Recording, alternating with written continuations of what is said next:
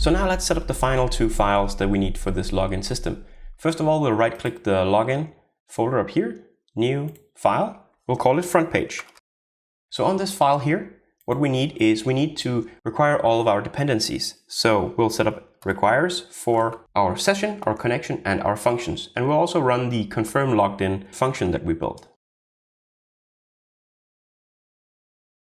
These 4 lines of code is what is actually required on all the pages where you want people to be logged in. This will give you the session so that you can check if they are actually logged in. It'll give you a connection to your database, and it'll give you a functions file where you can put in specific functions, but you'll also use the redirect function if you need to, like some of our files do. The confirm logged in will then check if the user is actually logged in, if the session for that user is currently set. What we can do now is we can just basically jump out of PHP and we can set up a simple HTML page welcoming the user. So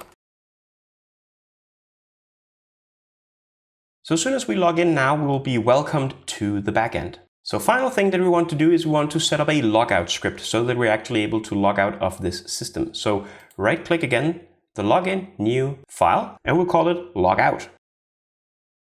So inside of this, we want to make sure that we actually have our functions running. So we'll say require once, include functions, because we want to redirect in a second. We don't need any of the other files in this case because we just basically want to terminate our session and to unset it. So what we'll do is we'll actually say session start to make sure that the session is loaded in this document. Then we'll set session, the overall session variable, equal to array, but a empty array, which will basically destroy all of the content in the session and set it to nothing. Then we want to make sure that our session cookie is also destroyed. So what we want to do is we will say if is set, and we want to look for cookie in this case.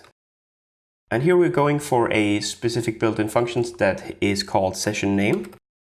So if the session name is set, what we want to do is we want to set a cookie, which again is the session name. So we want to overwrite the existing session name. We want to set it to nothing, and we want to set it to time, and then just minus a large number so that it is in the past, which means that it will be deleted. Finally, what we want to do is we want to say session destroy, which will then terminate the session completely on the server side as well. And then we want to run our redirect function. So redirect to, and we want to redirect to our login page.